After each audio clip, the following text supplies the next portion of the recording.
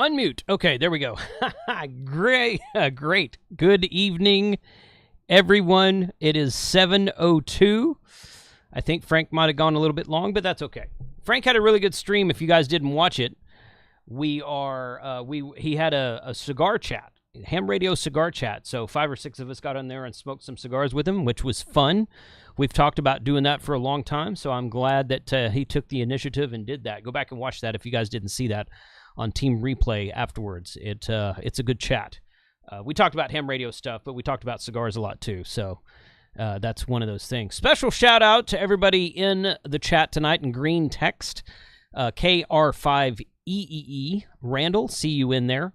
And Philip, W0RHP, is in there. Arthur, W6HER, is in there. I see Wayne, W5WNR. Appreciate you guys being here tonight. Always good to see YouTube channel members in the chat. Ed, AC3IK, is in there. And who else? My wife is in the chat. She is a supporter of the show, believe it or not. TC Fitz with the super chat. Thank you for the $20 super chat, buddy. Appreciate you being out there as well. So happy Sunday to all. Great time. This is my 5th live stream since Thursday. So if you guys have not seen it yet, we did a technician live stream for those who are wanting to get their first ham radio license. We did that on Thursday night. Part 1 was Thursday night. Part 2 was Friday night. And Part 3 was Saturday morning. And each the Thursday night session was about 4 hours. The other 2 were about 3 hours. I think the last session was a little bit less than 3 hours. But that is up on the channel now. And you can tell all your friends about it. And send them to the channel to watch videos. I've actually got 2 different videos up for getting your first technician live stream. And I'm going to share that here in just a second. So I thought it would be a good opportunity tonight to talk about 7 or 8 different things that are my suggestions to do after you get your very first ham radio license. After you get your very first technician license, what do you do next? Because the license prepares you for some electronic stuff, some band privileges stuff. It kind of prepares you for your next test to go up to general, and has a lot of really good information about what to do with a license, but it doesn't really tell you, hey, go out and do these things. So I actually wrote a blog post about this 6 or 7 years ago. And then I created a video about that blog post about 3 years ago. But that video is a little old. 3 years. It was somewhere in the middle of 2020. It was May, I think. I want to say it was May of 2020 when I put that up.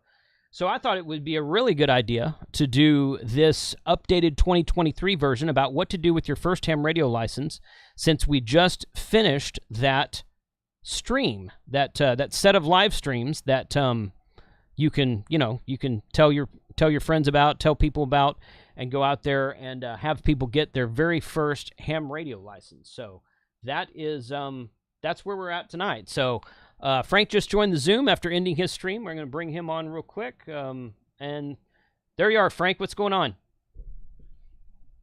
He's not listening to me. He's live and he doesn't know it right now. Y'all make fun of him real quick. Make fun of Frank real quick. He's not even looking. Check him out. He doesn't have his headset on. Okay. Well, Frank, you will have to come. I'll come back to you. I'll come back to you. How's that? He's not even looking. Yeah, that's funny. Frank. Oh, you're not hearing me. Okay. Well, okay. All right. No, you're not muted. But you couldn't hear me, but they could hear you. But you couldn't hear me. That's what it was. Still though, it was funny because it didn't look like you had a headset on. I'm infecting you. Yeah, you're infecting me. No.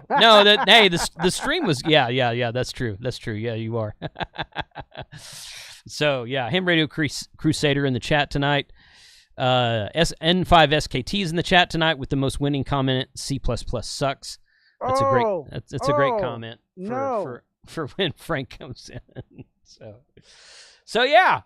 So we're going to do a live stream about several things to do after you're getting your first ever ham radio license. And suggestions are welcome, by the way. Once you guys hear what I have to say, in fact, I can go ahead and show this screen now. This is, if you go to Ham Radio 2.0 on YouTube, if you go and just click on my channel, the very front page of my channel, fix that real quick. Okay, that's fine. The very front page of my channel is, this looks like this right here. And right here, now, and anytime I have a live stream, it's going to show up at the top. But when there's not a live stream scheduled, this will be blank right here. So this will be the top section. So this first playlist right here is the first video in this playlist is the 6-hour one-day technician course that we did with Dan Romanchik, KB6NU, in November of last year.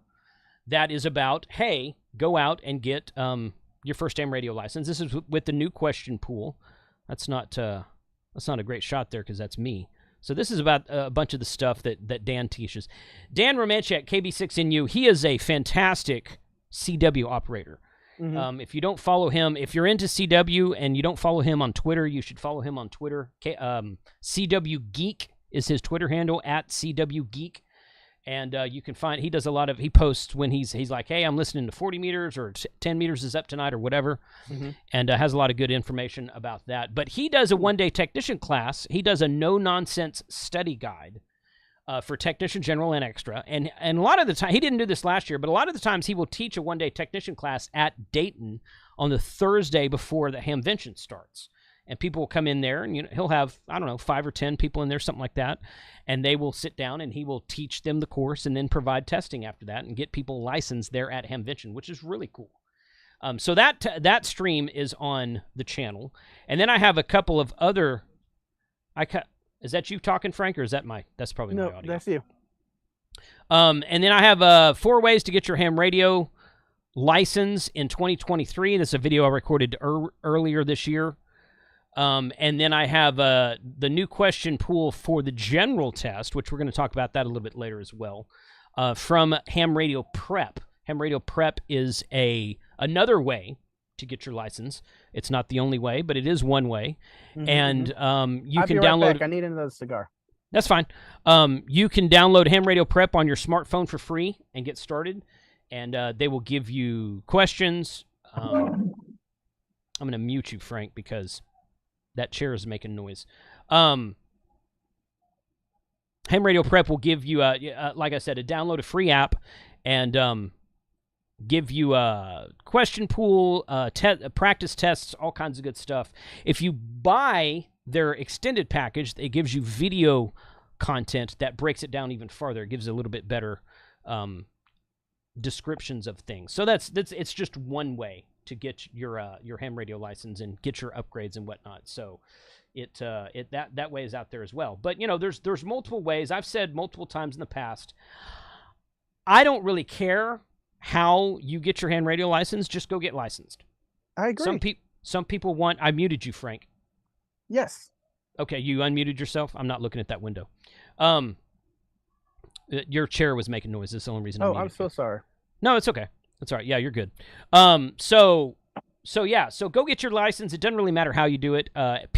Different people learn different ways. And in 2023, in 21st century, we have a multitude of ways to go get licensed. There's a lot of ways that I'm not going to even talk about tonight. That this is not everything.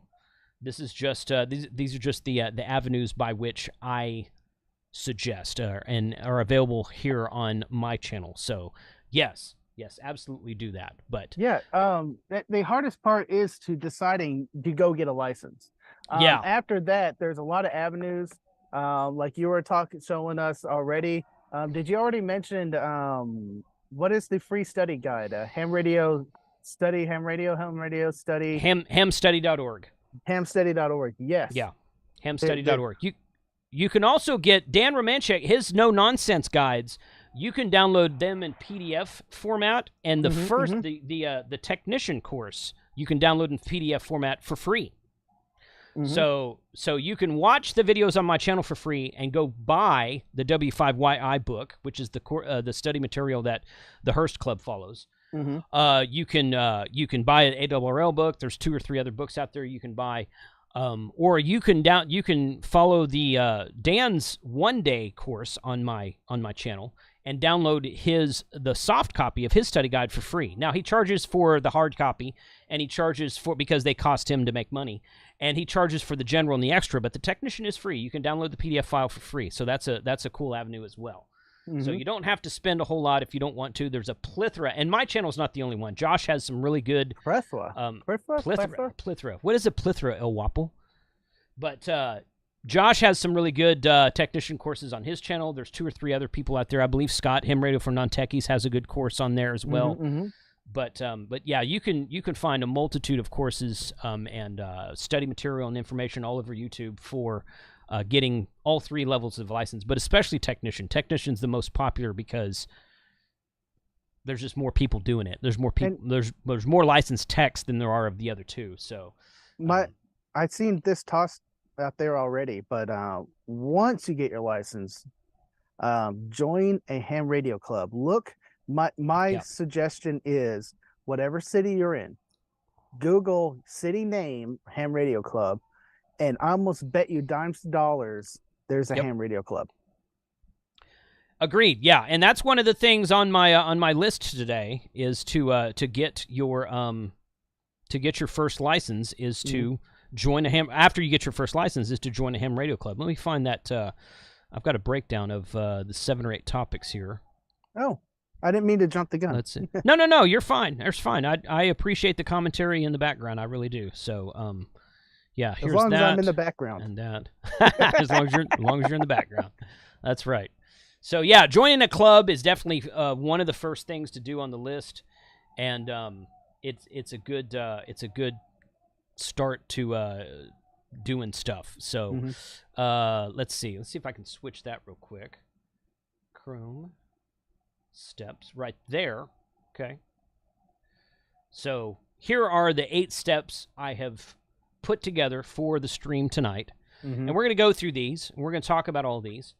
But Find a Ham Radio Club is number 1. So Frank is correct. You led us into the first one, Frank, which is great. Another Frank in the chat. Kilo Golf 6 November Lima Whiskey. Now, I could do that after I've been drinking. I don't know. Says, or if you are challenged in a remote area, blank county ham radio club. Yes, correct. Yeah, Google if you're in a rural area and you don't live in a city, but you live out in the country somewhere, Google your county. Montague County has an amateur radio club. That's where my hunting lease is, where you see the field day videos from all the time. Montague County has a ham radio club. So yeah, that's absolutely a good thing too. So we're going to go through this list of 8 tonight, and like I said at the beginning, suggestions and comments are welcome. If you have something to add, you can. If you write the word question, if you type question in the chat, it will highlight it for me. I'll be able to see it a little bit easier. So Sandy Burton says, we took the Tech and General in one sitting. We used the Craig Buck books. I'm not familiar with those, but okay. For General, I watched y'all's vids and used the question pools too. So they got their Tech and their General in one sitting. So that's great. Rock on. That's great. That is excellent. So to point out, elaborate on a little bit, you pay for the test session. Correct. So it doesn't matter how many tests you take for that session. I believe currently it's around $15. I'm hoping it's still $15. I believe so. You pay for this session once, and then you can go for your technician. And if you pass the technician, the majority of VEs out there will give you the option of, if you passed it well, let's go ahead and try that general test. Let's go ahead and try that extra test to see if you can also get it. Correct. Yeah, most people don't get the extra on the first go around unless you've studied for it. But yes, a lot of people will get the general because the general question pool is not that much different. They just kind of add HF to what the technician pool is. And that's number 7 on the list tonight, is start studying for general. If you don't take the test, when you go take your technician test, take the general test. Once you pass technician, take the general test. But if not, while it's still fresh in your mind, go keep studying for it. So we're going to talk about that as well. So the first thing is, I want to mention this up front. Let me switch this again. Hold on one second. And while you're doing that, I am taking the questions down. So if we don't answer your question right away, it is seen, and we will scroll back through here in a bit and do a lightning round and get your questions. Yes, absolutely. So let me clear that out. I got to get back to my Chrome screen here. 1 second. Chrome screen there. What to do? Ba-bump. Nope. I've got too many windows open, I think. Okay, there we go. So that's a shot of the of Dan Romanchik's course there. If we go back here, I put these videos on the top of my page as well. Mm-hmm. And this is a replay. Well, this is where you can replay. Mm-hmm. These are all the 3 courses that we recorded this weekend. And I put this course in the play. This live stream will be in the playlist as number 4. Mm-hmm. So it'll tell you what to do after you go through this course and get your license. So that is that's a thing. I love Chris's courses. How he does the content. To me, if you explain the theory, yes, I can go ahead and answer any questions on that. And that's what Chris's courses does. I think the last course we were chatting in the back there. And his stuff is great. I love what Chris does. I love what he does for the Hurst Amateur Radio Club. Mm-hmm. They are great. I agree. Yeah. They're incredibly knowledgeable. Chris does a fantastic job with everything, and he I don't know how that got off centered there, but let me fix that. He does a great job. I've already asked him to the general course just updated earlier this month, 23 days ago on July 1st. And we went to breakfast the other morning, and I was talking to him about doing a general course. So hopefully this fall sometime we'll be able to knock out a new general course. Extra. Did that come out? I'm sorry. The extra, somebody commented on this video and said, when are you going to do an extra course? The extra course has existed on my channel for like 2 years now. I recorded an extra course from the North Russian Hills Amateur Radio Club on the channel, and that question pool doesn't expire until next year. So you've got a whole year to watch those classes and get that done too. So yeah, have you got these questions in the chat, Frank? Yes, I am taking the questions down as I see them. Okay. Yeah, you can't see the highlight like I can, but that's fine. Let's see. Okay, so we'll get y'all's questions. Dave has a question here about D-Star. Randall has a question. Get an HT. Alan has a question. And Wayne's a good guy. He has a question. Wayne's one of the teachers of the extra course that's on this this channel. Mm-hmm. And then Adam has a question about DMR. So you guys, Frank's watching those. So one of the first things I would ask that you guys do is sign up on my email list, because I do a lot of stuff for new hams. I do a lot of stuff for what to do with new radios, new technologies, new antennas and whatnot. So if you sign up on my email list, you can keep up with that as well. Now, I have a giveaway going right now, and if I hit enter on this is my normal email list form here. The summer 2023 giveaway form is loading right now, and I'll link that in the chat right now. That's what that looks like. I'll be giving away 2 brand new DX Commander Expedition antennas, 2 brand new Waxon KG UV9 Papa X-ray radios. We're going to talk about them in a little bit as well. And I got to go find that link again. I bought Pac-10s are back in stock. So if you watch my Friday night impromptu late shift live stream that I did on Friday night, I didn't announce it. We just kind of threw it together at the last minute. We shared the link to the Pac-10s. Frank, if you want to go out to Discord and find, Shane shared it in his Discord channel on Joe Brett's server. I don't know if you have that or not. But Pac-10s are in stock. The 2040 linked NFED half wave is in stock, and they were still in stock earlier today. I think they still are. But I bought 3 of them. So I'm going to add those 3 to this. 3 of them. I'm going to add them to this giveaway. I bought 3 of them to give away. That's why I have, because I have 2 Pac-10s already. Mm-hmm. One antennas. Of them, excellent HF antennas. So there will be 7 winners, 7 different items for people to win. Shane says they're in stock. They're still in stock at 15 minutes ago. Shane, if you'll share the link in the chat, that'd be great. You have admin privileges there. Frank, I don't know if Frank has the link, and I forgot to grab it. I closed Discord. I'm trying to get it all loaded now. It's fine. Yeah, Shane, if you don't mind, share the link in the chat. But yeah, I bought 3 of them. I'm going to add those to this giveaway, and we're going to give those. So it'll be 7 winners, 2 DX Commander antennas, 3 pack antennas, and 2 different radios. 7 different winners total. And I'll probably add some T-shirts and stuff. So I'll probably make it 10 winners total, just to kind of round up. So it'll be a lot of stuff given away. Sometime, I don't think we're going to have a chance to do this giveaway before the Huntsville Ham Fest, so it'll probably be after the Huntsville Ham Fest. So like late August, something like that. So you got plenty of time to sign up. Mike and Shane both shared that. Thank you very much for sharing that link, guys. So yeah, that's great for that. Can you drop that link to the giveaway list? Sign up. Yes, I just did. It's hot. That's the last comment that I posted. So scroll up just a bit. It's in there. So got it. hr2.li/summer 2023 is what the link is. So going back to my list here, the first thing these are not in any specific order. I mean, it's not like you have to do this and then this and then this. Okay, so these are just 8 ideas that I had. Find a local ham radio club is my first idea.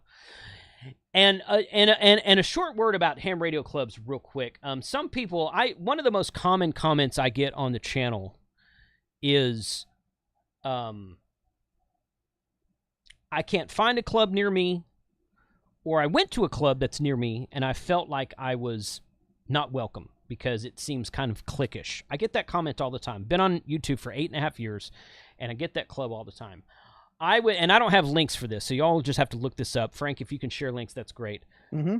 There are 2 clubs, maybe 3 clubs really, that virtual clubs and we're working on, Frank and I and Noel and Jason, W9DXM, a couple other guys are working on forming our own virtual club. I've talked about that for a while. We kind of made some plans on that at Field Day, so you'll hear more about that upcoming. But right now, you can join Ham Radio Adventures. Their call sign is Whiskey Echo 4 Delta X-Ray. They do POTA Field Day outings, and they do all kinds of really cool stuff. They do not de-expeditions, but they'll go to places inside the United States and activate these places and activate those other places. So they welcome, it's a virtual club. They welcome people from everywhere. The Ham Radio Clubhouse, W2HRC, they have a club. So if you're not a member of the Ham Radio Clubhouse, I would suggest check out their YouTube channel. They live stream every Tuesday night. Shane, you can share, Frank's sharing the link to Ham Radio Adventures. Shane, you can share the link to HRC's website if you want to, Ham Radio Clubhouse. And then Steve and Jim and those guys have a club and I'm not sure the stipulations behind joining their club, but K-Toads is their call sign, Kilo Tango 0 Alpha Delta Sierra. So they have a club as well. I don't know the details behind their web club. pages on both of those. Do they have web pages for those? I know that the Clubhouse has a web page, but I'll let Shane share that. He's in the chat, so he can put that link in there.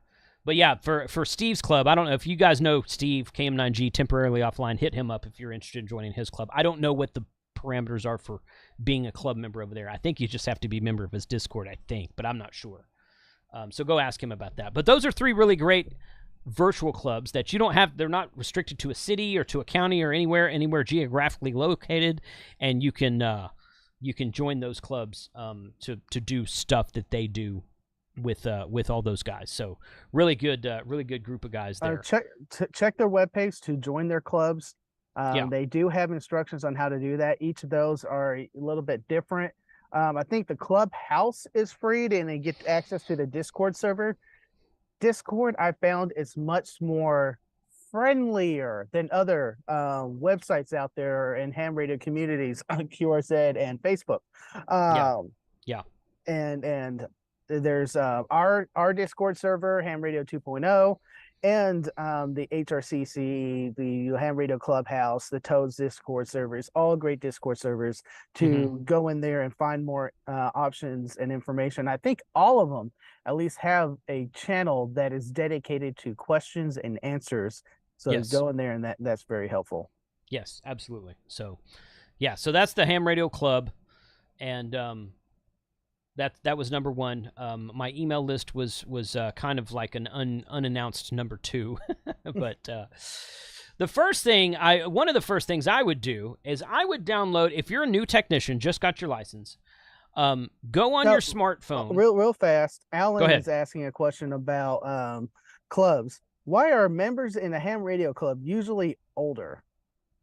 Because you and I haven't joined them yet. Let's change that demographics. Because you haven't joined yet, Alan. That's why. So yeah, so we need some new people in different clubs to be more of the younger generation. So that's a good. I mean, ham radio clubs have existed for decades. A lot of them are decades old and have members in them that have been members for 20, 30, 40 years. Nothing wrong with that. A lot of knowledge there. The Hurst Club is like that, but they have a lot of younger members in the Hurst Club as well. The older members are Elmers, so don't knock them just because of their ages. And correct. I'm hoping that they are not good old boy clubs. They're welcoming to new members.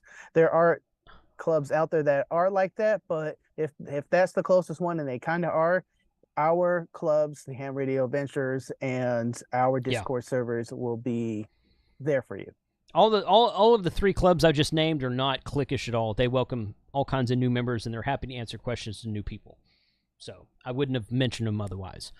But yes. So one of the first things you can do is you can download an app on your phone called EchoLink. And it's available on smartphone, Android and iOS both. You can download EchoLink. When you first download it, they make you register your call sign, which is easy. And you have to prove basically that you're ham. Once you have your call sign, you can download EchoLink. And you can install EchoLink, but you can't log into it until you have an official login. So you have to fill out this form, and you have to, and they have to approve you, because EchoLink connects to multiple ham radio repeaters, and they don't want people who are not licensed connecting to those repeaters for obvious reasons. So download EchoLink, and then you can connect to different repeaters around the world, different nodes around the world. I have an EchoLink server connected to my All-Star system, which I've mentioned many times on past videos. If this is your first video with us, welcome. My EchoLink server is, the number is 57, no, wait a minute. I'm going to say that wrong. Okay, I'll look it up. I don't want to say it wrong. But you can connect via EchoLink to my server and connect to my All-Star server, and you can talk with us. We are going to have an after chat on my All-Star server after this live stream ends. We've done that the last couple weeks. We've had, I don't know, a dozen or so people connect to us and talk. So if you want to connect to All-Star and talk to us either via All-Star or via EchoLink, you can do that. But download and register your call sign on EchoLink. Get that going, get that set up, and it's a good way to talk on repeaters around the world if you don't have a repeater near you. Or if you're traveling and you have a repeater near you and you want to talk back to your friends on your local repeater, you can travel and open up EchoLink on your phone. It uses your 4G, 5G connection, and it connects over the internet back to your repeater, assuming that your repeater has EchoLink. If not, then you can always connect to my server and just go from there. So EchoLink is one of the things that I always say you should probably grab and log into and register yourself on for just to get on the air. It doesn't even require radio. It's just an app. But again, you have to register your call sign. Another thing to do, and this is one of my favorite things to do on ham radio, is DMR. And all of this stuff is free. The EchoLink app is free. Registering on radioid.net. I'll put that link in the chat real quick. Did we explain what EchoLink is before we move to DMR here? EchoLink is, that's a good point. EchoLink is a way to connect repeaters together over the internet. Not just also repeaters. I can connect via my phone back. And that's what I mentioned a little bit of that. But that's what I said. Voice over IP linked to a EchoLink enabled repeater. That's correct. Why you need your upload, and they want to confirm it because they're eventually going to link you back to an active repeater, and then it's going to be transmitted over that repeater. Yes. Thank you, Scott. Yeah, I saw the number. I knew it was right. My EchoLink server is 875510. I was thinking 85770, and I was like, I know that's not right. 87. So if you have EchoLink on your phone, if you don't have access to All-Star, my All-Star node is 43136. WP3JM just shared that. And we'll talk about that towards the end of the stream as well. But the EchoLink server is 875510. So if you have EchoLink on your phone, it's enabled, you've registered and everything, you can connect to EchoLink 875510.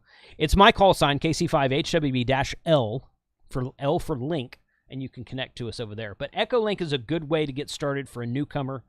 If you don't have a radio yet, if you don't have a repeater near you, or if you're a repeater near you, if you've keyed it up a few times and you're like, well, there's nobody coming back to me, it doesn't seem like it's a very active repeater, you can get on EchoLink and connect to active systems around the world, around the USA, yes, but around the world. I've talked overseas on EchoLink many times, and it's good. So that's one thing to do there. The next thing I would do is register a DMR ID. Go to radioid.net, which I just shared that link in the chat. You can put your call sign in. They do make you verify your call sign, and they give you instructions when you go register with them to say, go download your call sign, go to this link, click here, click here, click here, download your license in PDF format. You have to upload it to the website so that they know that you are you. So no one can go in there and claim your call sign and get an ID under your name and then start keying up repeaters and DMR networks and making trouble. So they make you register, similar to EchoLink. They make you register and verify that the call sign belongs to you. But if you ever want to get on DMR, if you ever want to get a DMR radio or a DMR hotspot, you're going to have an ID. Now, Don says D-Star and YSF in the chat as well. And yes, there's a way to register. I was about to say that. So those are a little bit different. There is a way to register for D-Star. I don't remember what it is. If you just Google register on D-Star, you have to have a call sign to do that as well. But when you buy a brand new D-Star or a brand new YSF Yaesu System Fusion radio, when you boot that radio up and when you plug that radio in and turn it on the first time, it's going to ask you for your call sign. And when you put that call sign in that radio, that's the call sign that it's going to use on the digital network. With a DMR radio, you need a specific ID. It's a 7-digit ID. And again, this is all free stuff. It's not something you have to pay for.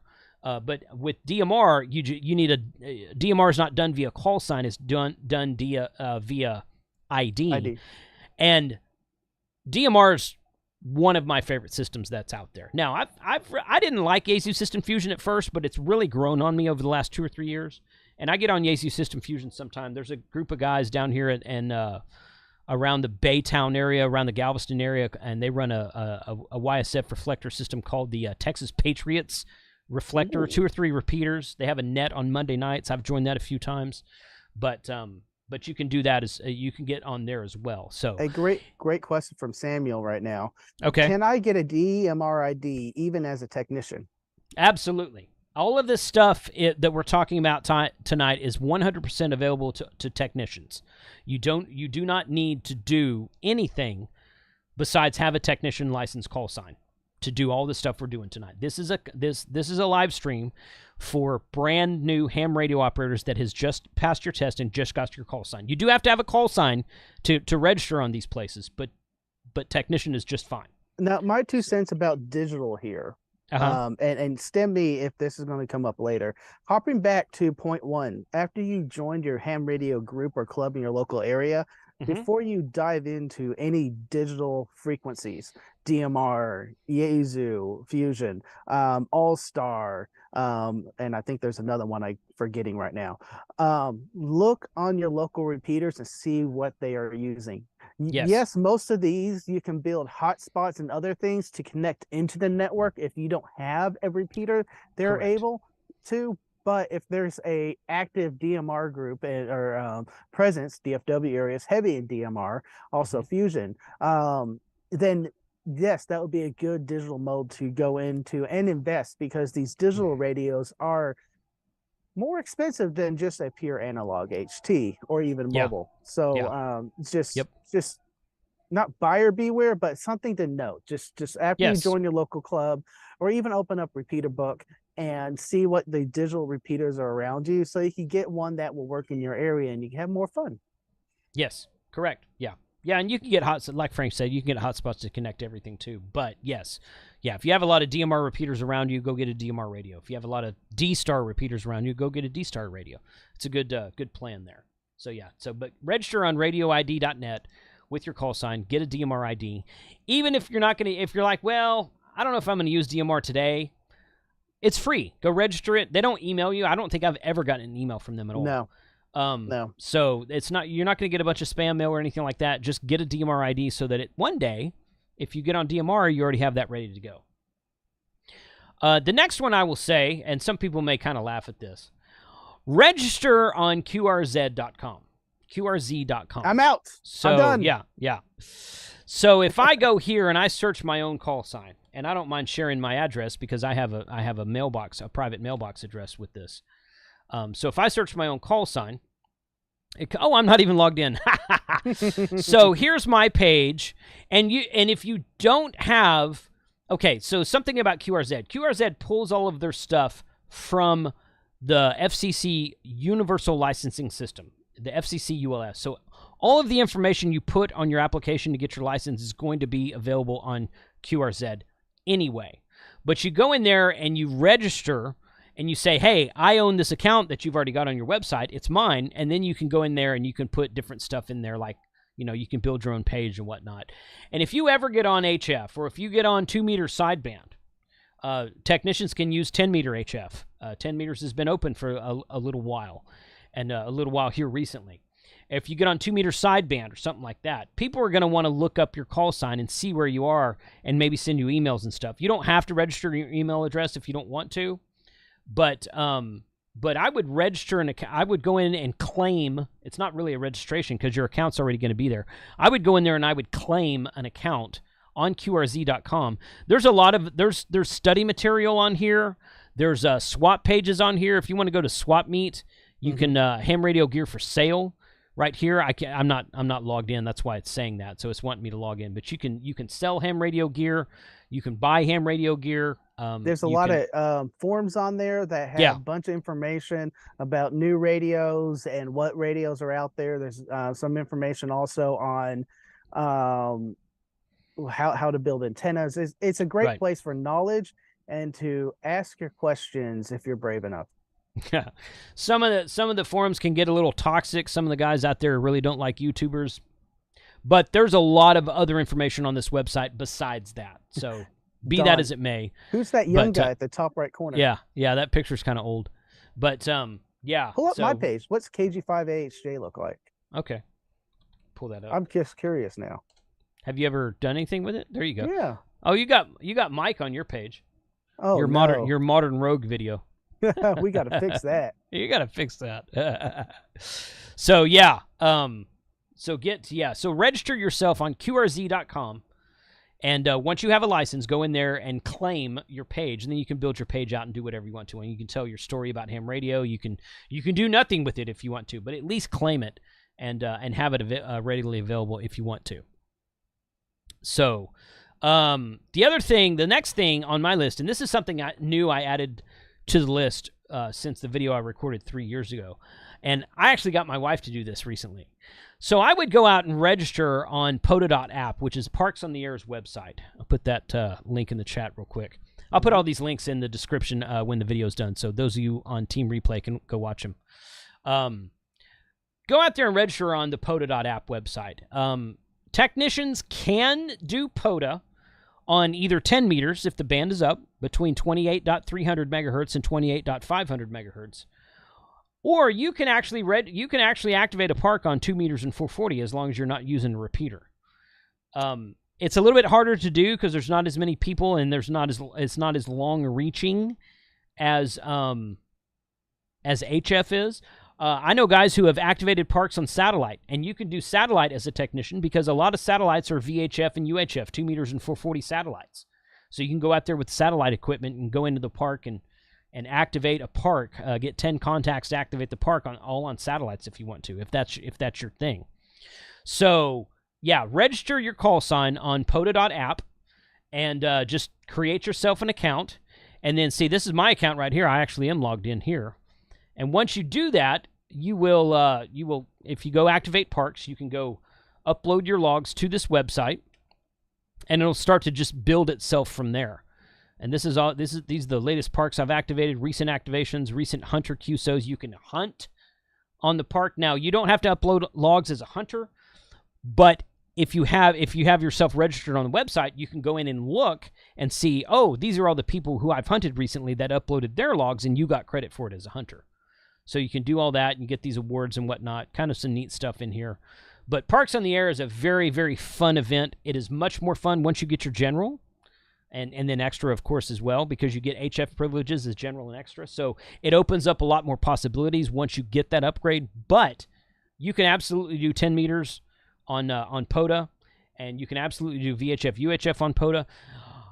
If those of you going to the Huntsville Hamfest next month, there will be a lot of FM simplex activity on 146.52, the national calling frequency for FM simplex, and also on our channel that we've designated to be our back channel talk frequency, which is 146.45. You can sit there on an HT at the park and call CQ POTA and activate that part and get 10 contacts every day. Easy. Yeah. And POTA will let you activate once every 24 hours. Now, you can get more than 10. You can just keep going, keep adding them to your log, but you're activated once you have 10 contacts. So you could totally do that at the Huntsville Hamfest, because there'll be a lot of people on 6.52 on Montesano State Park, which is where I'm staying. A lot of those guys are staying there as well. So it's a very fun event inside of ham radio right now. It's really brought HF alive in ham radio right now. So go in and registering your call sign on this website. Once again, it's free, and it's something that I think you'll find a lot of good, useful information out of, because it's just a fun event to do. So now, Frank, awesome. Frank, I may let you talk about this one a little bit, because the way that I met Frank and I used to work together at a technical support call center. Serious? No, this is not a joke. No. I'm just laughing with the memories. Yeah. So we used to work together at a technical support call center, and I think I brought an HT with me one time, or maybe I had something on my desk. And Frank and I knew Frank. We had met. We were in the same hiring class together. And he walks by my desk one day, and he's like, "Hey, are you a ham?" And I said, "Yeah, are you?" He goes, "No, but I've been reading up on it, and I want to study and get my license." And the reason that Frank wanted to do that is because of Skywarn. Yes. Skywarn, the National Weather Service. This is weather.gov/Skywarn.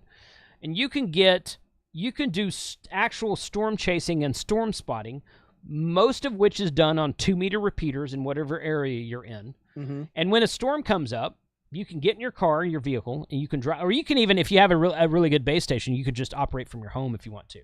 Yes. Just be careful of lightning. Turn your radios off if lightning comes through. But you can get in your car and you can go literally chase tornadoes. Now, what's the more official Skywarn stuff? They are not storm chasers.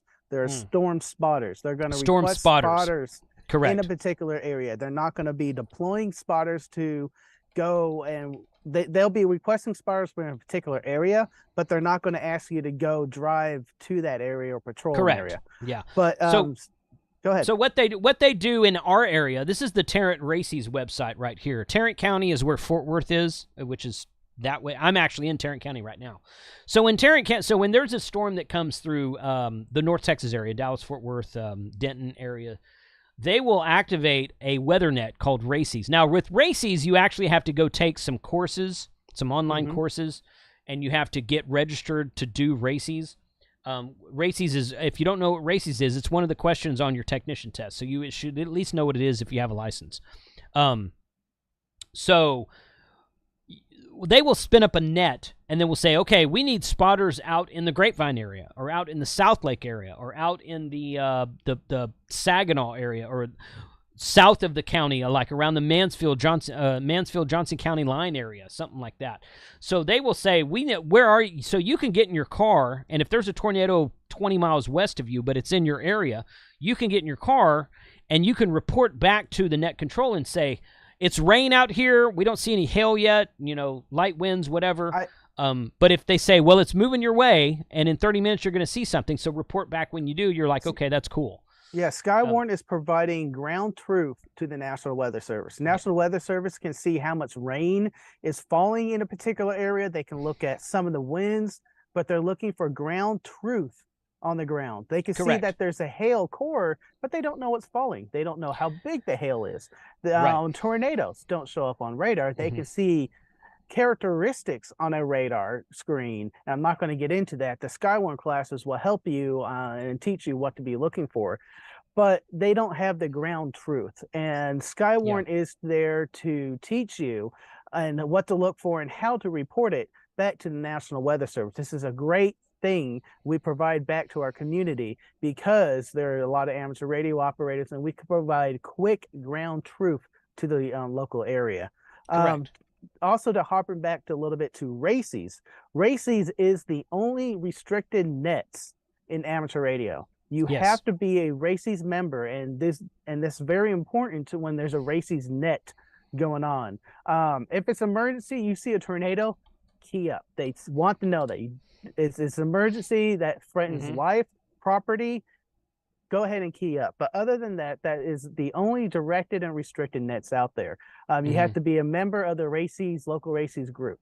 If there's a RACES group in your area, search your county most of the times and put RACES on there, and you'll find information how to join them. There's usually more training.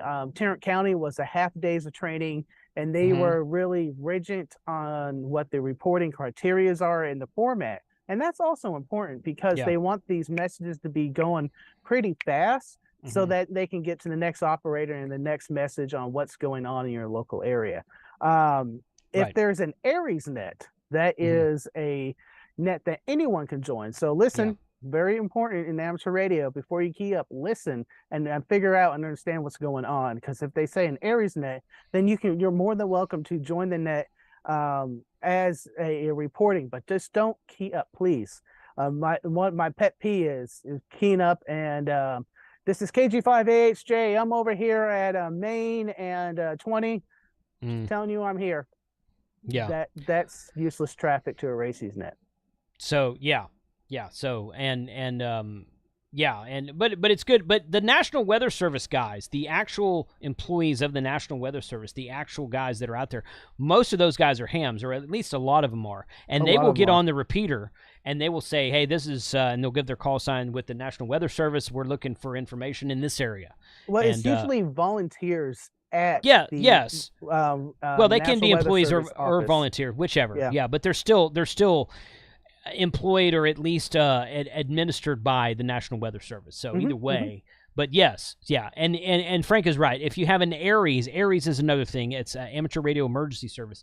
Aries doesn't require any training, any information. Basically, it's just people getting on the radio and saying, "Hey, I'm here. This is what I see," and that you will report back to an Aries net control.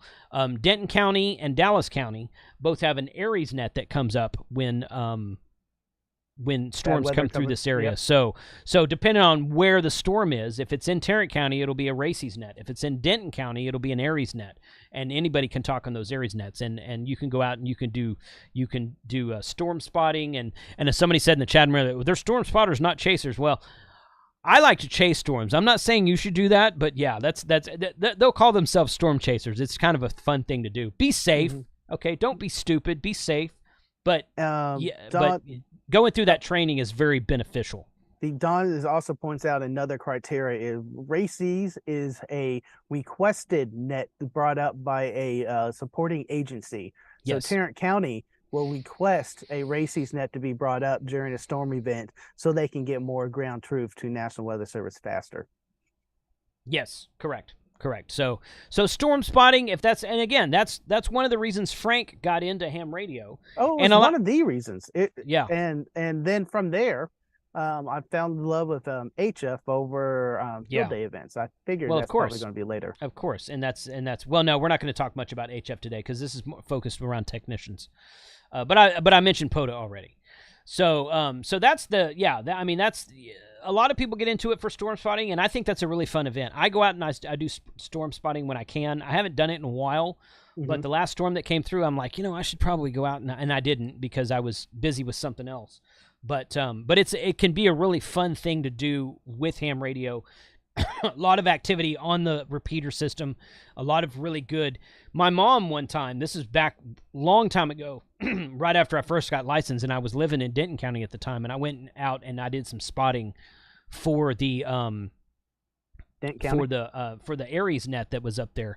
And I don't remember exactly how she was listening to me, but I think she had a scanner at her house, and so I was like, tuned to this frequency when this repeater, you'll hear all the information.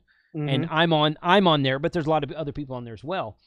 And later, after I think it was the next day, she texted me or something, or she called me maybe, and she's like, hey, it was funny because I had the weather channel on or the local news channel. It wasn't the weather channel, the local news channel.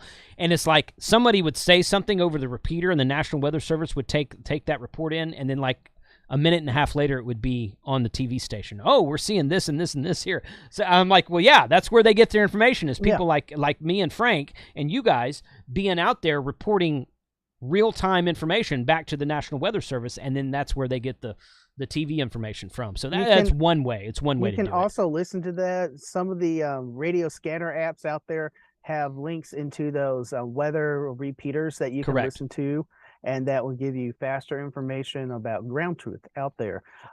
One other note about Skywarn, you don't have to be an amateur radio operator to take the Skywarn classes and get trained. There's a phone number and I think a new text message number that you can send text messages about ground truth straight to the National Weather Service. So still you're not requiring a ham radio license to be Skywarned and helping out with National Weather Service, but a radio license is highly required because you get that to them much faster. Absolutely. So yeah, those are two things that this may not interest everyone. All of these things may not interest everyone, but these are some things you can do with a brand new license. So that's the thing. The next thing on the list is go get your general. I mean, when you get the general HF privileges, and again, if you are testing for technician and pass your first time, well, if it takes you 2 or 3 times, that's okay too. But if you pass with flying colors your first time, take the general test. Most VECs will say, hey, did great, got 92%, awesome. Do you want to take a general test? Sure, why not? Because you're sitting right there already anyway. So take your general course. And if you miss it by a few, that's fine. Go study your general course. And while it's all fresh in your mind, because general is not that much different, the question pool is not that much different than technician. When you get into extra, you get into a little bit more theory, a little bit more electronics, deep diving stuff. And I would encourage you to go get your extra too. I need to take that on advice myself. But getting my general license really opened up amateur radio to me, because some of the most fun I've ever had in ham radio is going down to Costa Rica on DXpedition and operating HF, going out to Parks on the Air and operating HF, and just being working pileups. It's incredibly fun to do. So get your general upgrade. Don't stop at technician. Get your general upgrade, and you don't have to do it immediately. You don't have to, you don't have to do. If you don't pass it the first time, you go back and study a little bit, and go back a month or 2 later, or something like that. But while it's fresh, while all that information is fresh in your mind, is the best time to do it, in my opinion. So agreed. I agree wholeheartedly. Yeah, and there's different ways to get general. This is the general course that's on my channel. This question pool expired a month ago, at the end of June, so less than a month ago. Generally, they only change about 10 to 15% of the questions, though. So if you go study today for this set of study courses I have here, you're probably going to be able to pass still, because the information doesn't change that much. Now, I did put this video up about the new general question pool for 2023 to 2027, and Ham Radio Prep has that right now. So if you want to go download Ham Radio, the free app I talked about earlier, Ham Radio Prep, you can start studying for general with the latest question pool right now. We are going to do a general course from somebody, hopefully the Hurst Club, hopefully later fall this year, just like we did the technician course right here. We are going to do that later on this channel, but right now, the most updated information is Ham Radio Prep, the most updated information that's out there.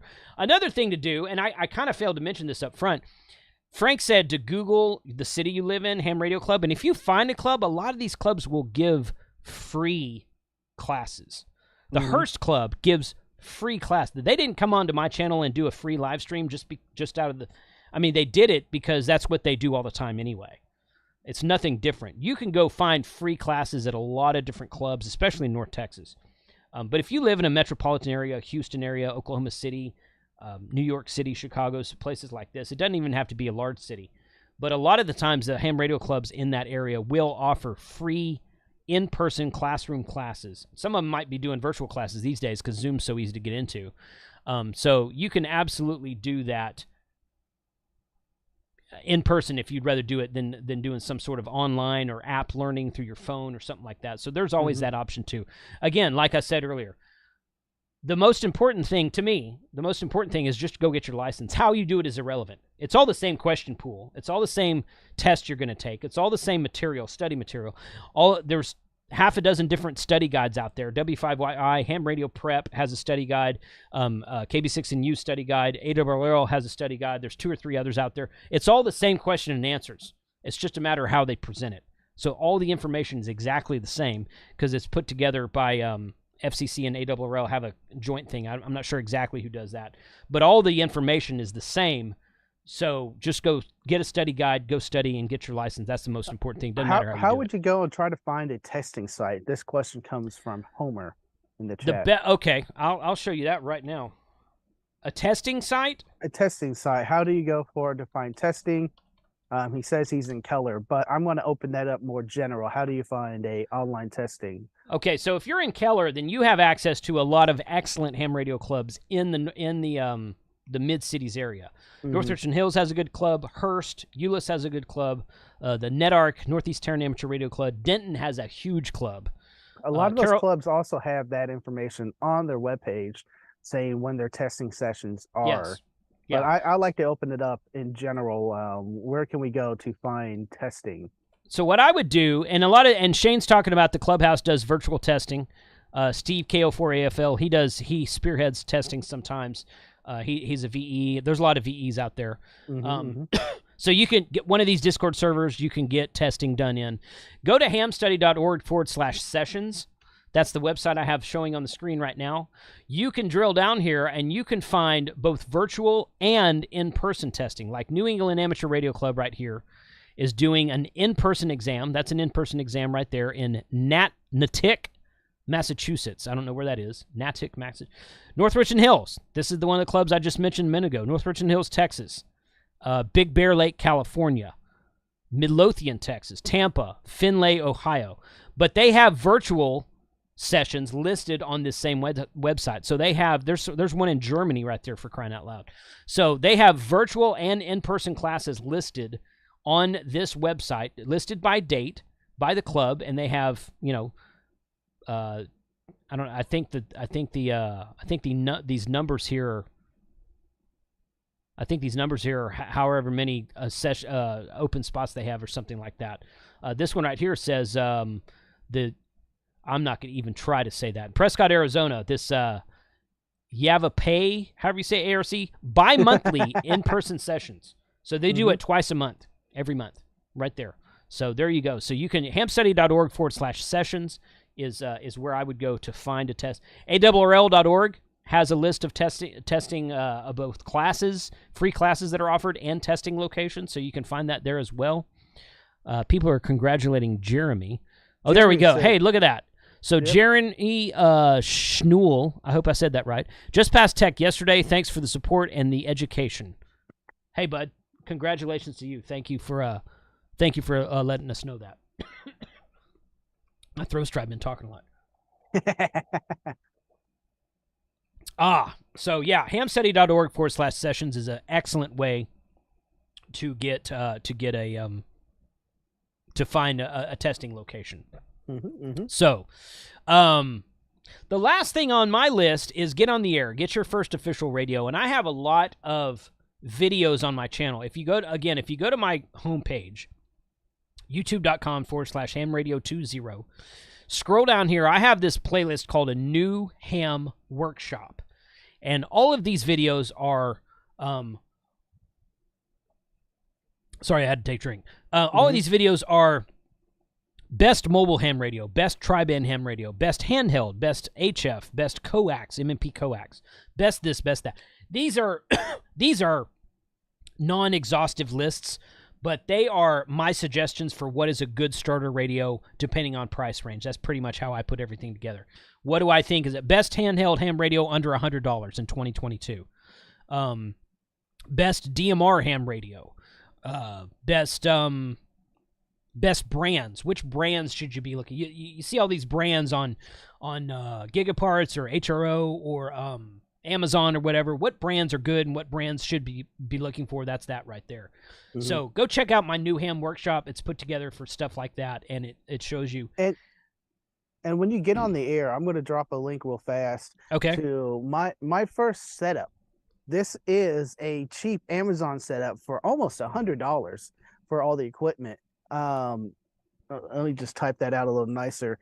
Just a Baofeng radio and a mag mount for the car, because you don't want to transmit from your car on an HT. Ham radio setup. Sorry, typing and Frank talking don't work well. Yeah, it doesn't have to be a huge setup at home. Just get on the air. An HT in your backyard will work great for repeaters less than 10 miles away if you don't have a mountain between you. But it just get on the air, put a mag mount on the car and and handheld that works beautifully. I did have a question. JD14144. I just passed my technician yesterday. They told me I would receive an email telling me what to do next. Does that sound right? I did not receive any email yet. So they probably meant that you would get an email saying, hey, here's your license. Click here to log into the FCC ULS and download your a PDF copy of your license. That's probably what they meant, because that's what'll happen next. But that sounds right. But when I got my license, we still had to search the FCC database on the ULS for your license. So I will highly recommend doing that. I think it's last name, first name while searching that database. And once you're in that database, you are licensed to go. Correct. You even before you take your test, I think you're required to sign up and get a FCC ID that instead of your social security number you put on the forms, and that's all that stuff linked. Scott, C++ does not require good typing. That's true. As long as I misspelled the same word the same way, Pilot don't care. That's true. That's true also. So yeah. But yeah, that's pretty much my list there. And and any suggestion, like I said, any suggestions are welcome, guys. I do want to play. We're gonna Frankie, have you got a list of questions? Oh yeah, I have a lightning round if you want to go through when you're ready. Yeah. Okay. Let me. Please pause for these short commercial messages. How would you like to win a brand new Yaesu FT5D? I'm going to tell you about a project I'm working on that's going to start at the end of July.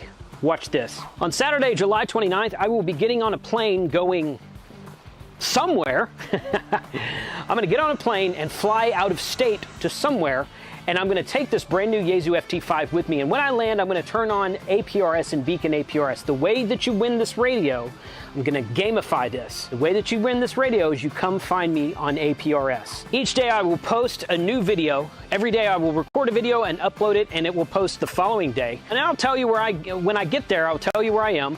I'll tell you what to look for. I'll tell you how to find me, because I will be KC5HWB-something on APRS. I'm going to fly to one spot, spend a day or two there, get in a car, drive to another spot in another state, and all the way be beaconing APRS. We're going to do some POTA along the way. We're going to end up at a really cool location at the end of all this.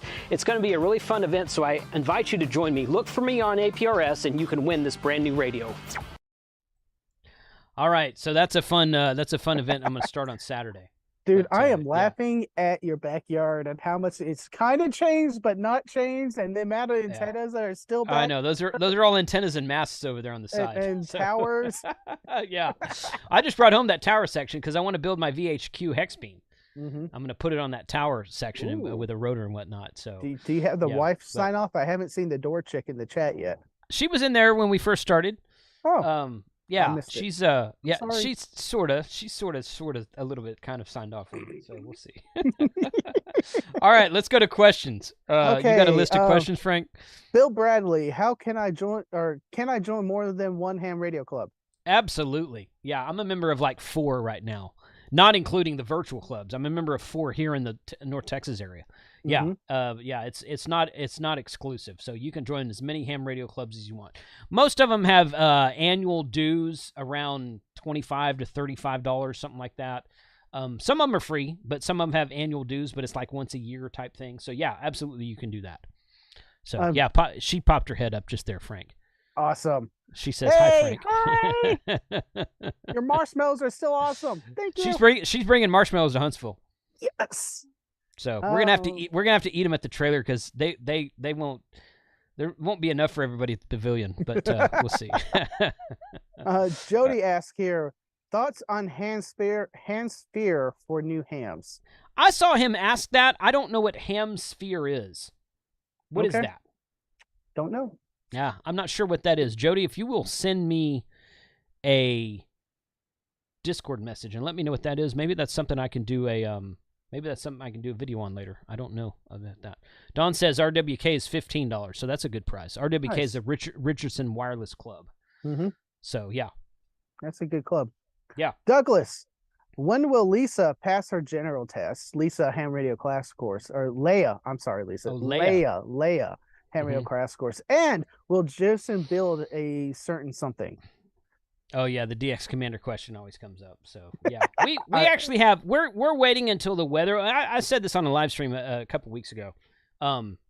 Shane and Frank and I are all have a brand new expedition from DX Commander, and we don't want to build it when it's 105 degrees outside. So we're going to wait till this fall, and we're going to probably do it then.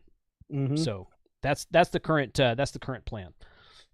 DG144 again. I'm curious about POTA. Can you only activate parks that are marked on their map, or any park? You can only activate parks that are marked on their map.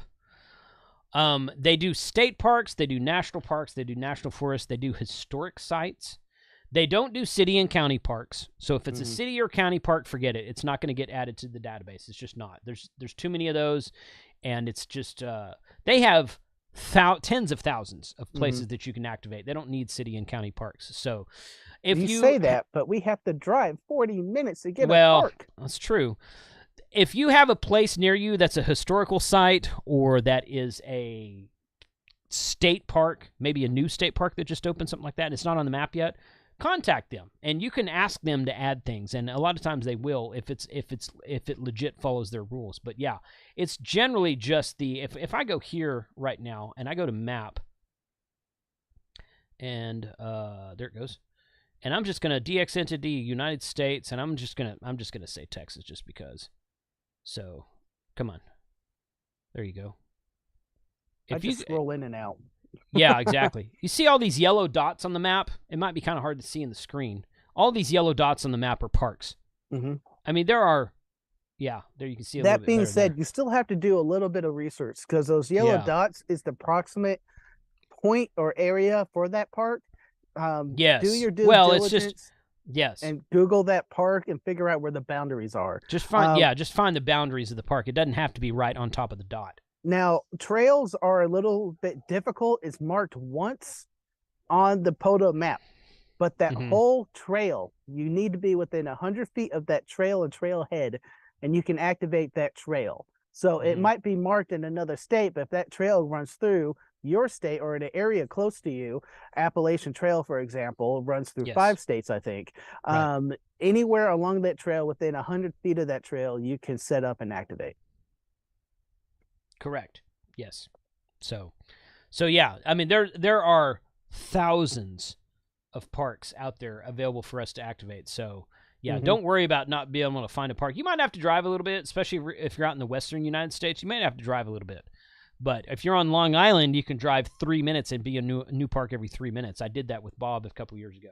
So, but yeah, there are plenty of parks out there to activate. You know, the Northeast has parks. New England area, the parks everywhere. So I use that $2 word again. Yeah. Adam is asking, a new channel member, by the way. DMR question. I know. Do you know about or a video on how to program a DMR radio? Is there a video explaining the basics, color code, time codes, and the purpose of them, etc.? Yes. Look on my channel for a video called DMR 101. I go through all of that. I've actually got 2 or 3 videos that I've done. I'll do a video. The second video I ever put on this channel is a class that my friend Kent and I taught at the North Richland Hills Club about DMR. He actually taught the class. I was just kind of there helping him. And then since then, I put 2 or 3 other videos. About every year or two, I'll put up another video that says, oh, some stuff has changed. There's a little bit new information, but it's basically all the same. So, but yes, just search for DMR 101 on my YouTube channel. You can find that. Absolutely. Don stirring the pot here a little bit. Can I connect a all-star node to a bridge DMR? To bridge DMR? Yes. In fact, let me pull this up again. N8PC is connected to my hub right here. N8PC out of Findlay, Ohio. He lives just outside of Dayton. I met him at Dayton this year, and Brad is his name. And I'm pretty sure his name's Brad. He has a Brandmeister and a TGIF talk group connected to his All-Star system, so you can key up. And I don't remember those talk group numbers. Get on All-Star and ask him. He's happy to tell you. But yeah, he has those connected to his All-Star system. So if you key up those talk groups when he's connected to me, you can talk in from DMR to my All-Star system. So yes, you can absolutely do that. Scott's pointing out some parks are disjointed and have several locations that are not attached to the main body. That is correct. Pull up that parks page and get a park map, and that will show you where the park boundaries are. Yes. Correct. Oh, I cut off the person's name here. I'm so sorry. The question is, though, if I have a D-Star radio, I can connect to a linked repeater. Can I get into a DMR comms? It's possible, yes, but it depends on how they have their repeater set up. Generally speaking, no. Most of them do not have that option. But if they have like an MMDVM repeater set up that's cross-connected with X, I think it's called X reflector or something like that, it is possible to do that. But the administrator or the owner of the repeater has to have that all set up and running. So it really just kind of depends on. It really kind of just depends on the repeater system you're talking into. It's just talk to repeater owners. That's usually the local club. Randall Rash, KR5EEE. Yeah. Gaming the system. He has a comment, but you type question in front of it. And he got it copied. That's okay. Go ahead. His comment is for technicians out there, get an HT, program it using repeater book, and start monitoring and listening to the chat from local hams. Agreed. Yes. Yeah, absolutely. Absolutely. Yeah. Cool. Good deal. Then we have Gary here, Gary Fisher. I like this. I thought that was like I was like, what the heck is that? I was like, oh, that's your umbrella. The wind must be blowing out there. Yeah, the wind blew it. I thought your camera was like freaking out or something. That was weird. To block the sun, but yeah. No, that's all right. That's all right. Gary Fisher says, "What logging program do you use? What logging software do you use? What logging software do you use?" Okay, so there's a joke behind that question, which I think Mike started. Well, yes. Well, I don't know if Mike started it, but it's Mike a frequent question we all see. Mike was one of the first ones to Mike was one of the first ones to get asked that question. I get asked that question a lot too, and now it's become a running joke. What software we're using? So I'll tell you what I use, and this is actually fun. This actually leads into a new topic. So for Parks on the Air, I use Hammers, HAMRS. Hammers is free on Mac OS and on Windows, and on Linux desktop, Ubuntu or something. You could buy it on iOS and Android, and the only reason he does that is because it costs him money to upload it to those systems. But Hammers is the best, in my opinion, the best Parks on the Air application. He's making a lot of updates on it. I've had Jarrett, the creator of Hammers, I've had him on the show 2 or 3 times. He's last time I talked to him, he's working on a big update, and once that's done, we're going to bring him back on the show.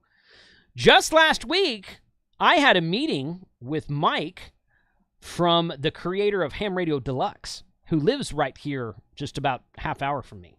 Mm-hmm. So we got together at a restaurant, and we sat down, we talked about some stuff. He wants me to do some promotional stuff from him. So Mike, and they're going to be at Huntsville. Mike and his daughter Lindy, they're going to be at Huntsville. And we're going to bring them on to the channel, and that's going to be my Sunday night live stream, the Sunday on August 6th, the first Sunday in August. So 2 weeks from tonight, I'll be bringing Mike and Lindy on the channel. We're going to talk about the current version of Ham Radio Deluxe, which is 6.8. We're going to talk about the 6.9 update that they're working on, and we're going to talk about the 7.0 update that they're also working on. We're going to talk about the whole kit and caboodle with that, and then I'm going to bring Mike back on to the show at some point in time, and I want to get him to do to walk me through setting up a master. I'm going to set up a master log for all the logs I've collected over the last 10 to 15 years, and put all that together in one common location. Show us how to do all that. So yes, Ham Radio Deluxe is the ultimate end-all, be-all, do everything logging software. It does cost money, and we're going to be offering a coupon code to those guys very soon. So that's another thing we talked about. But yeah, hammers for POTA. N1MM is excellent for just general logging. N3FJP is what we use for field day. Which you have to buy that one too, but a lot of clubs own that one because they have different templates for different contests and whatnot. Or Ham Radio Deluxe is just like the ultimate has everything, do everything type thing. So yeah, but Ham Radio Deluxe has to be you host your own database. There's no a web plugin to it, right? Like, I believe that is correct. Yes, it's the database is part of the install when you install it on your desktop or laptop machine. Yes, I believe so. Yeah. That was an interesting point on that one. So yeah, yeah. I don't know how to pronounce this guy's name. Kaloon Republic. Okay. He's asking, are there affordable base/mobile radios that work well enough for beginners? Analog, Baofeng HT ? I have an HT. If I get licensed, will you want a base station radio? Okay, if I understand what he's asking, you're asking about beginner radio for HT and base station. Yep. Okay, so I cover that in those best of videos that I mentioned a minute ago. I cover that in the best mobile radio for 2023. So a mobile radio can be a base station radio because most radios run on 12 volts. Unless you're talking about big HF radios with their own built-in power supply, okay? So a mobile radio with a power supply or a battery can be set up as a base station in your house, okay? An HT has its own battery. You walk around with it, obviously. So I cover that in my best of videos. So go check out that playlist there. But yes, I would set up, if you don't mind putting an antenna on your house, yes, absolutely set up a base station. Talk into local repeaters, talk into some simplex. If you have simplex activity in your area, you're going to get out a lot farther with a higher power base station radio, mobile/base station radio in your home, and an antenna that's higher up in the air, hopefully on the top of your house or on a tower, on a mast or something that you can put up higher than an HT that you're holding inside of your home. So yes, absolutely do that if you can. I agree, but for Baofeng's, a great first radio to get on the air. It lowers the barrier of entry on us, and just getting on the air and getting your feet wet a little bit and seeing if you enjoy this hobby. After you figure it out, hey, this is an amazing thing. Yeah, probably go out and buy a little bit more expensive, nicer radio and look into the mobile radios. That's how I did it. I ran the HT and a mag mount, and I bought other accessories to that to make it nicer. I ran that for almost a year, and it works well. Yeah. So, yeah. I mean, I read an article the other day and it called Baofeng's the radio that ham operators love to hate. And there's some truth to that. I mean, Baofeng gets a lot of bad press, but realistically, I think a Baofeng is a great entry point.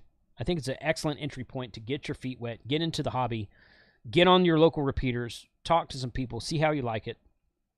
I think you should upgrade your Baofeng after using it for a while, 6 months, 12 months, a couple years, something like that. Get the best radio you can afford. And if the best radio you can afford is a $20 Baofeng, then do that. Get on the air. There's nothing wrong with that. But yeah, Baofengs are great. I wouldn't use one as a base station. They kind of suck as far as sensitivity goes.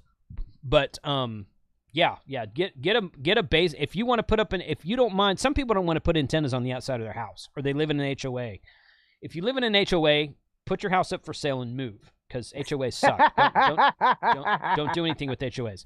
But if you can put an antenna up, you don't mind putting one in the air, you're absolutely going to get better performance and better distance out of a base station antenna. On the antenna is the important part.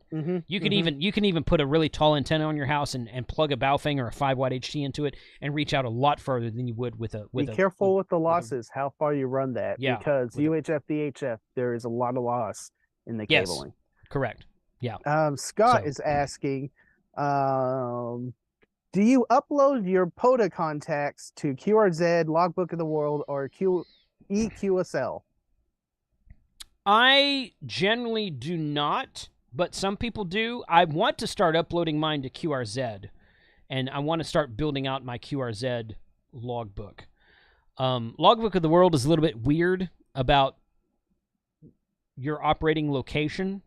I'm actually kind of working on it. I'm on the back burner. I'm working on a video to kind of talk about all that. But you can do that if you want to. You don't have to. But I mean, it's really kind of it's up to you about where you want to put your logs. So that's really a personal decision.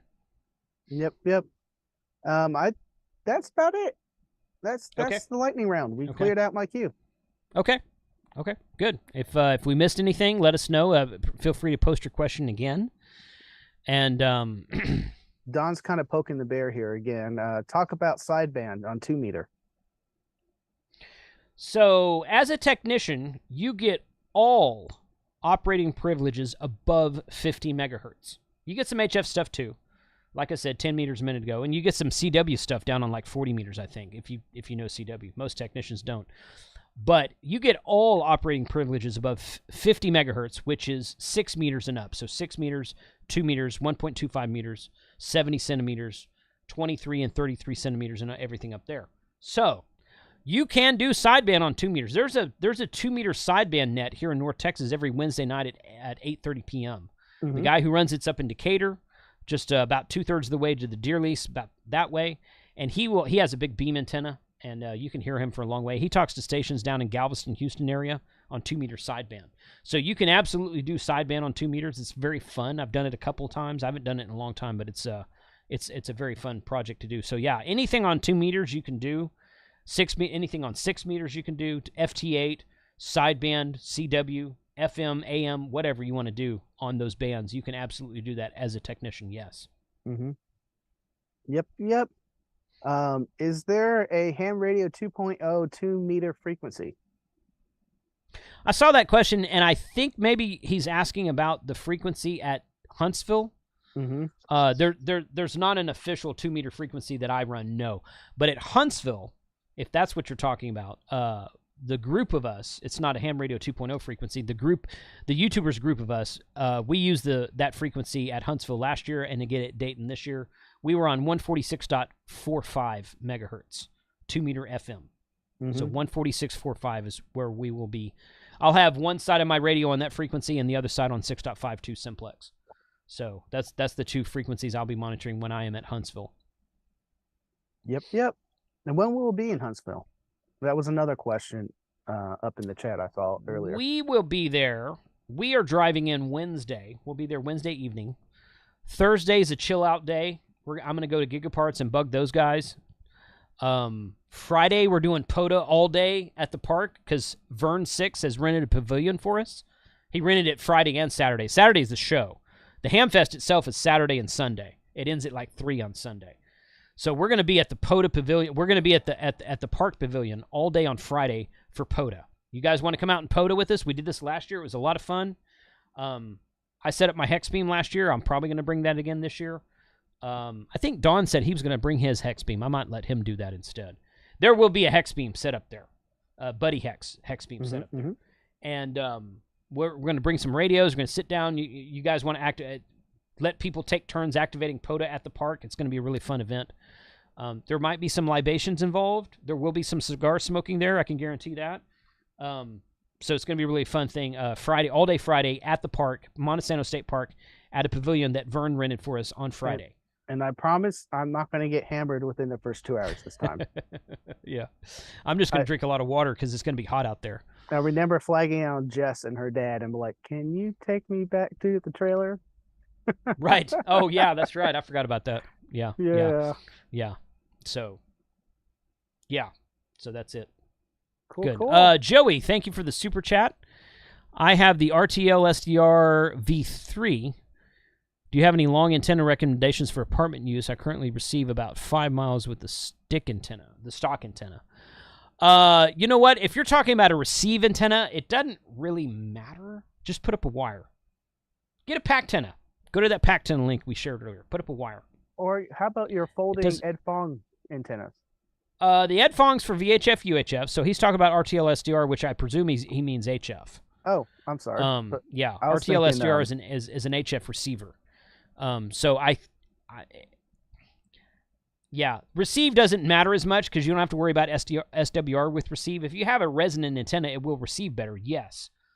But, I mean, get like an in-fed half wave, a pack antenna, a car antenna, some in-fed half wave from somewhere, get a Nelson antenna from eBay or a 10 antennas from eBay, and put up a wire and plug it in, and you'll be able to receive a lot better with that. Mm-hmm. There was a question 2 or 3 below that about HTs and sideband. He's looking at specifically the ICOM ICV86 HT. Does that do sideband? No. That's if it's V86, I believe that is a 2 meter FM only radio. Most HTs are FM AM only. FM only. But check the specs on the radio, and it'll tell you. I don't know many HTs that do sideband. People are saying RTL SDR will go through 900 megahertz or UHF in the chat. Yes, but most people use it to monitor HF. So he didn't really specify. That question didn't specify what he was listening to, but presumably he's listening to HF. If not, then clarify what you clarify on that question. But if you're listening to HF, and guess what, a pack antenna will receive UHF, guys. It doesn't matter. It's a freaking wire. You're just receiving on a wire. So, yeah, it'll receive a lot of stuff. That link to the pack antenna. Yeah. As of kind of right now, last time I checked, they're still in stock. Okay. So go get yours now. If you guys haven't bought a pack, if you have a general or higher license and you don't own a pack antenna and you want to do some POTA, go freaking buy that antenna right now because they're not in stock very often. Good luck to you to winning one of the 3 on my giveaway. Yes, but if you buy one today and then win one, then you've got 2 of them, man. So there's nothing wrong with having 2 pack antennas. I've got 2 myself. So, well, notepad is empty. Okay, all right.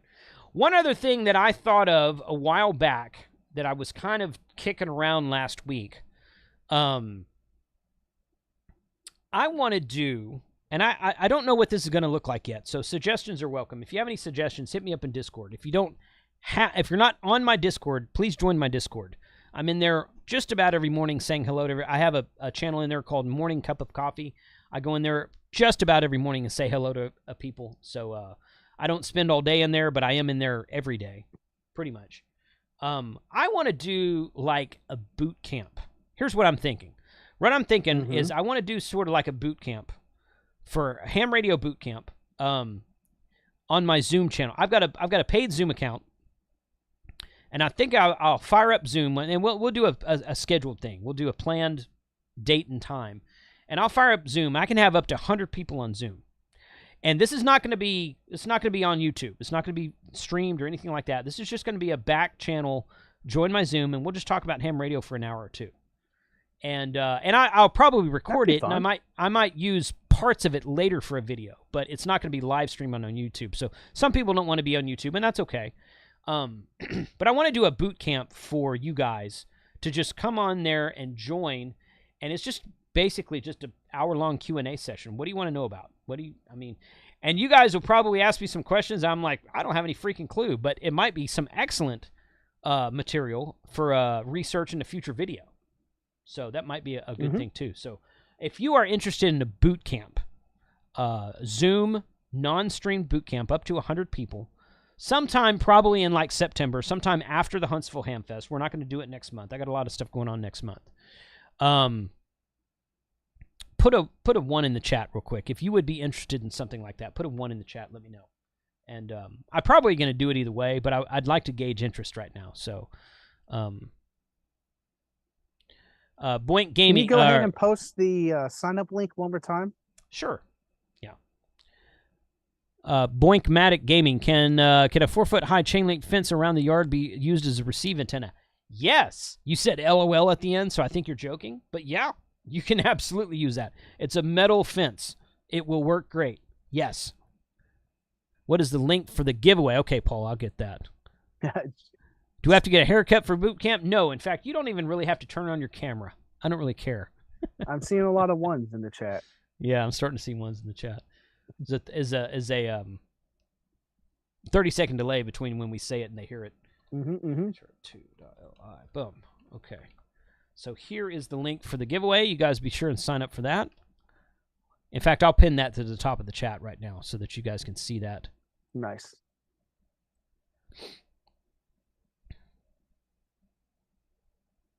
So, yes.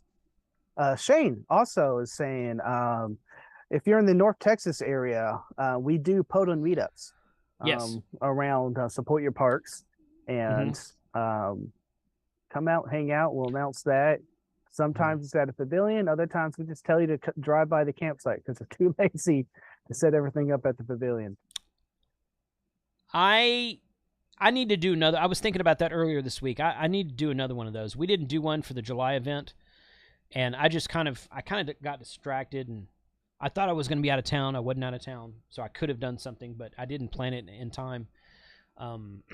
So, yeah, I don't think that. I wish I would have done that, but I didn't. So I would like to do something sometime in the fall, September, October.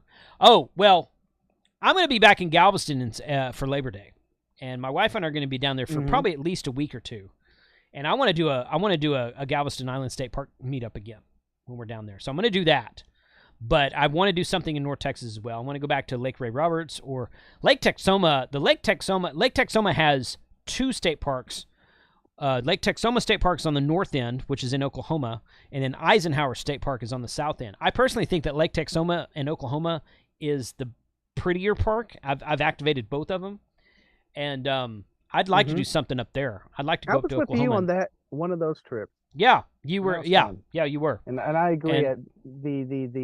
There's much more trees up there. Yeah. Oh, see, there's my. Okay, so my wife said it.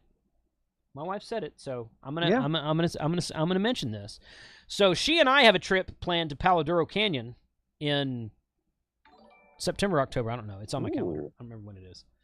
But we're gonna go hang out at the Palo Duro Canyon at the Palo Duro State Park, which I've never activated before. We've been there once a few years ago. It's a beautiful area up there. So I'm gonna go. We're gonna take the RV up there, spend a couple nights, activate the park, and then we're gonna drive to Lubbock and go see a Texas Tech football game.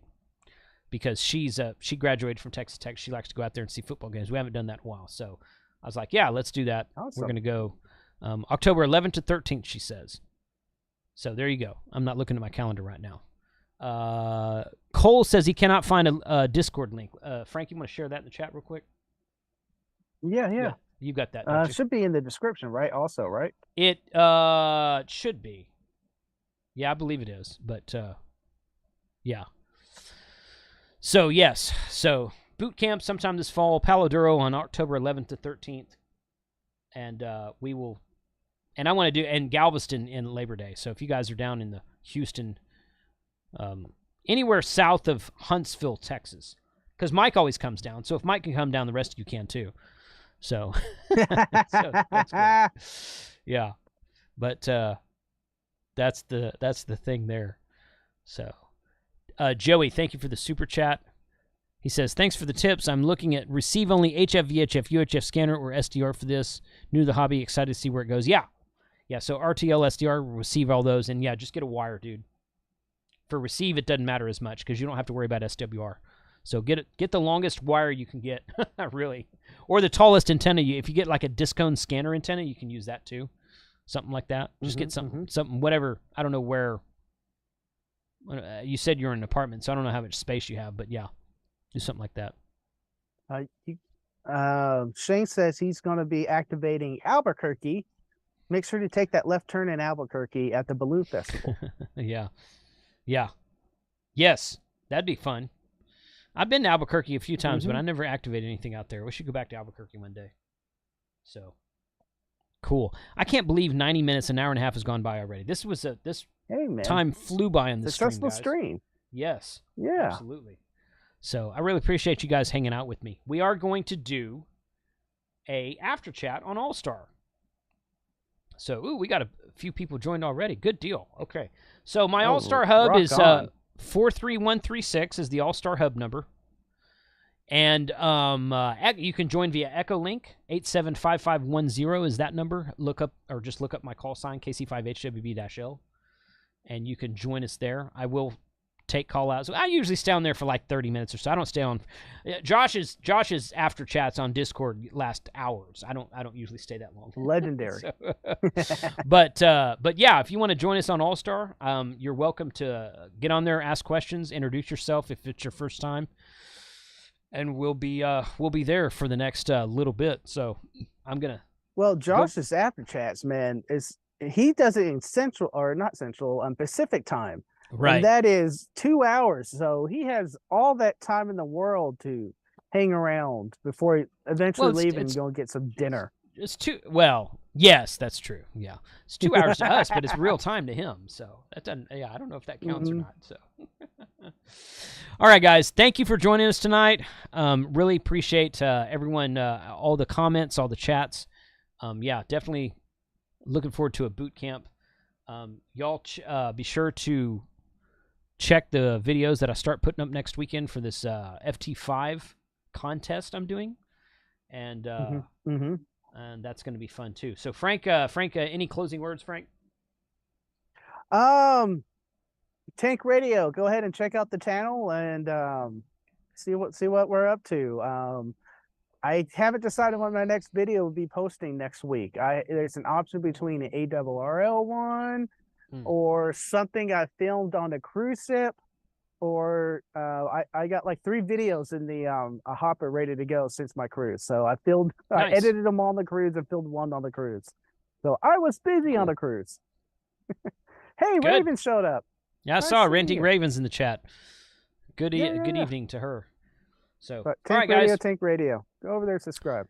Thank you once again. Appreciate everyone being here, and we will catch you guys on the on All Star if you want to join us there, and if not, we'll catch you later this week. So 73 to all.